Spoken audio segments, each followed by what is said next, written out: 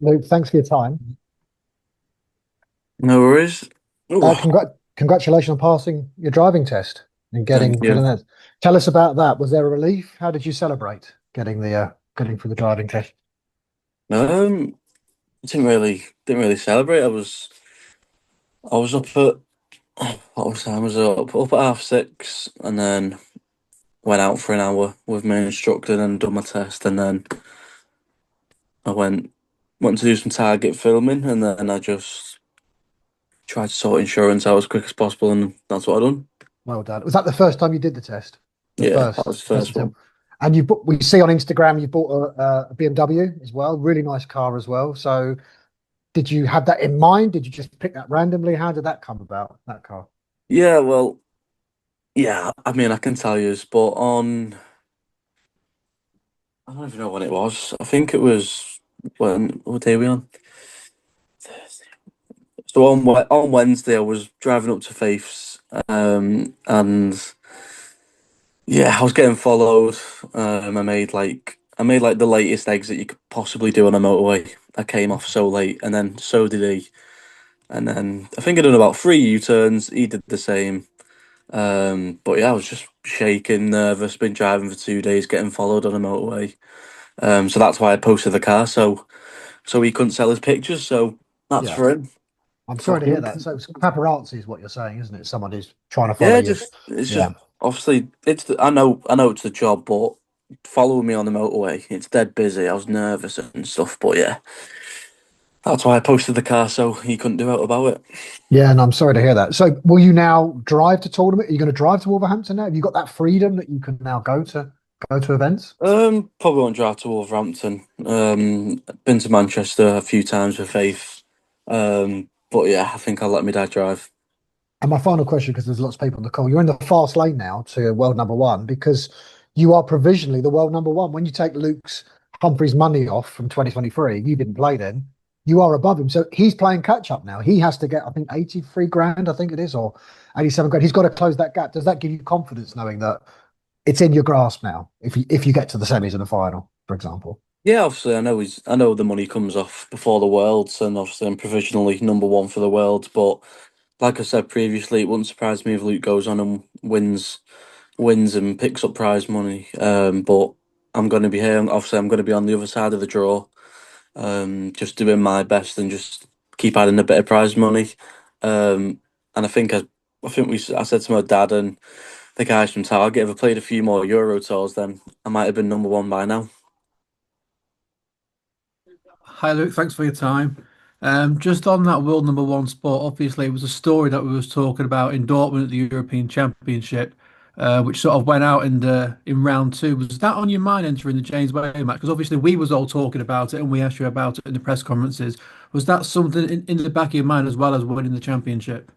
Yeah, it's always going to be in the back of your mind, especially when you're not obviously the prize money in darts these days. You're not a lot off. And obviously, I think Sky put something on how it works and stuff like that. And obviously, me and Luke we could have met third round, but obviously he met Wadey because I didn't win. Um, but yeah, like I said, there if I played a few more Euro tours, I could be world number one now. But that's all down to myself, and hopefully Luke doesn't defend all his prize money. But like I said, it wouldn't surprise me if he does. This is the first tournament where well, not the first tournament where you could have, but if you was to win the Grand Slam, it would have the first time you've defended a major. Is that something in your mind? And is it quite annoying that you've not yet been able to do that to successfully retain a title that you've won last year or Yeah, a obviously, major, shall I say? I've not defended quite a lot this year for the titles. But yeah, it's all down to myself. There's no pressure. Um, and I'll be honest, coming into this year, into a few venues, I was like, yeah, I don't remember this from last year. It feels like it's all new once again for me. But I've always said I love the Grand Slam. It's like a group stage, Champions League, knockout. And I've got a little tough draw there. But I'm just looking forward to it once again. And despite everything that you've won in darts, you won something else this week, a strange one. The world's sexiest man you was voted. I'm sure you're aware of that. Well, what was it like reading that? Bit of a bizarre title to win. Yeah, I seen some on the news on Safari on my phone, and I was just like, surely this can't be true. And then I think it was on the ITV news, and I was just like, all right, fair enough. I didn't even vote. I didn't even know how to vote. But if I could have, then I would have. But I won it anyway. Is there a trophy that you get for that? Has anyone reached out and contacted you to try and give you an award? I have no idea. I didn't even know it was a thing. Asking for some money. Cheers, Luke. Thanks for your time. No worries. Hi, Luke. Thanks for your time. Thanks for coming on today. It's much appreciated. We've spoken quite a lot. And we joked about this at the match, but you said you want to tick every single major off, and this isn't one you have to tick off. Does it feel the same going? Do you feel just as hungry about retaining things as you? Because you're quite sort of methodic about the way you go around and tick things off. And but do you feel the same about having to defend something? Yeah, obviously. Well, like you said there, this is not one that I've got to tick off because I done that last year. So I want to say there's not really any nerves. But obviously I want to go on and win the title. I want to put pressure on Luke for the world number one spot. Um, and yeah, that's all I want to do. Try and retain it. And just try and go deep into the tournament and obviously put that pressure on Luke. Thank you very much. Cheers. Hi, Luke. Obviously, great memories from your debut at the Grand Slam last year, your first major ranking title. You had a tournament average of 105. Are you confident you can go back to Wolverhampton and pick up from where you left off? Yeah, obviously with the group stage, it's not a long format. It's even first six, first to five. So you've just got to be on it from the start, and that's where the high averages come in. I think they received Wessel last year, lost all three, went out with 105, 106 average. That is darts for you. That's the Grand Slam for you. But no, I'm full of confidence and obviously chasing that number one spot. And what's your reaction to the group you've been drawn in? Because there's a couple of players in there who are just starting to come back into a little bit of form. Yeah, obviously it's not nothing. No group's going to be easy. Obviously Daryl is a very good player. Obviously won the World Cup this year. Obviously Carroll's been on the World Series tour, and then Connor obviously he's been playing really well. Had a few Pro Tour call ups as well. But yeah, I'm glad that I'm not in that Michael van Gerwen group. I just wanted to ask you about another young player who's coming through, making a lot of headlines recently, Mitchell Lawrie. He's set to break your record as the youngest player to play in the WDF World Championship. What have you made of his breakthrough and what he's achieving already? Yeah, he's a very good player at such a young age, like myself. Obviously, I think he broke my record for the winning a WDF Open. So there's another one he's took off me. But yeah, he's a very good player. Obviously, it's crazy. He's only got 2 more years. He's got to wait 2 more years for the development tour. But for now, he's just got to keep at it because he's got to wait. But there's plenty of opportunities out there for now for tournaments to go and win. Naturally, there's been comparisons between him and yourself. You know, he's a product of the JDC system. People saying could go on to be the next Luke Littler. What advice would you give him at this stage of his career?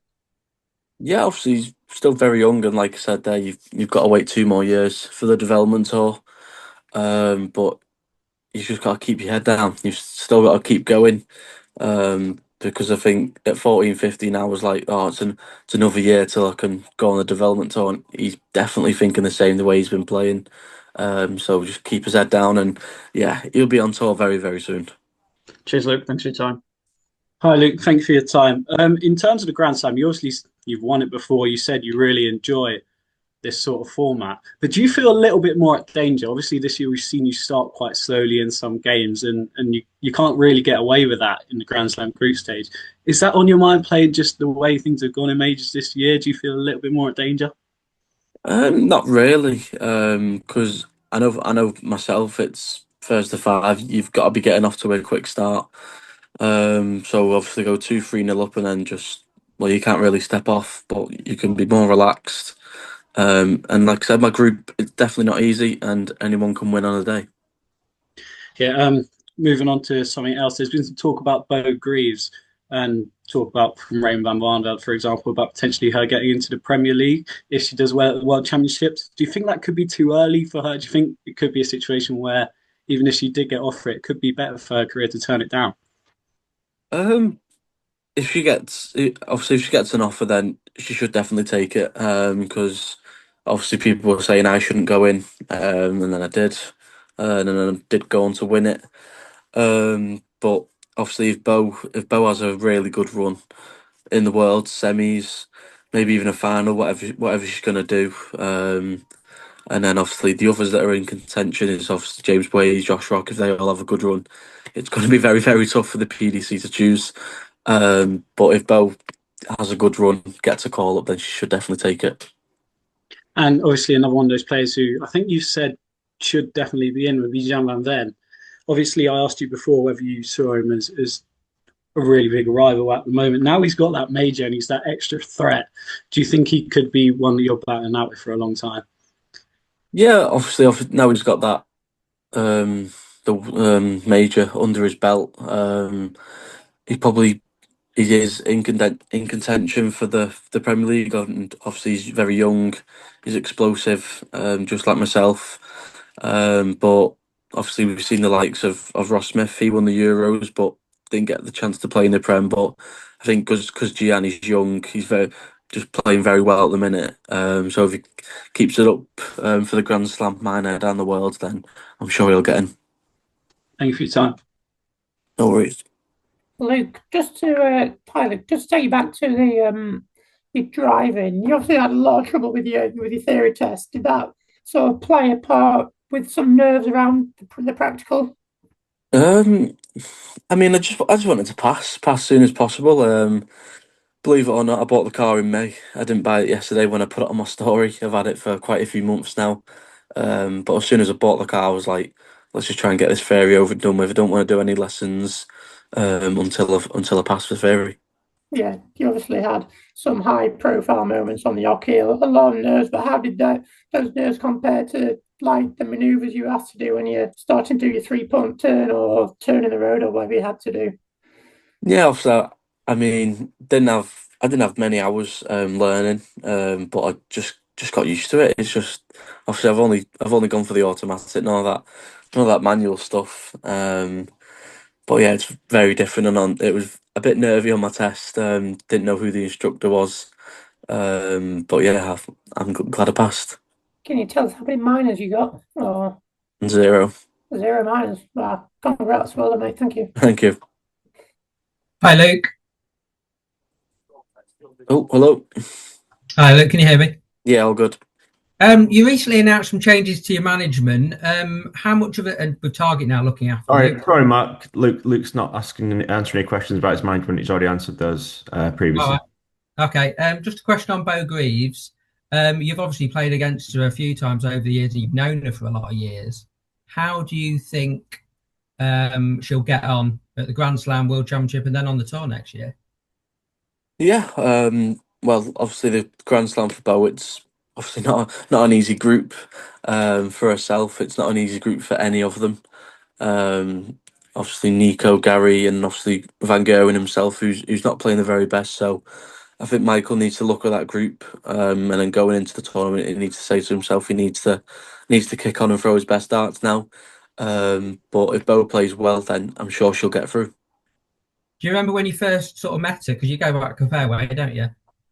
Yeah, I'm pretty sure it was 2018 or 2019 at an English Grand Prix, a youth Grand Prix, up in Yorkshire, and I beat her 3-1, and then that's the first time we played in the World Youths. So it took 7 years to play again, and then she beat me. So yeah, the record is 1-1. I mean, you're not going to be in the World Youth final after that match, that great match with Bo. Did it hurt, that defeat, and will it hurt not to be in that final? Not really. It was just a case of asking the PDC, "Am I allowed to play?" Yeah, you're allowed. Okay, it was easy as that. Let's just go up the road.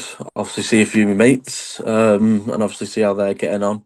But yeah, like I said, after getting beat by Bo, so many people who was glad to see me lose. So fair play. But I went up the road and earned a few quid, so I'm the winner. And just finally, you've achieved so much in the last 2 years. Are you still as motivated as ever to win more and top up those trophies? Yeah, I just want to keep. Obviously, once I've won, hopefully one of every major. That's the goal, and then obviously become multiple and triple of whatever major I could get my hands on again.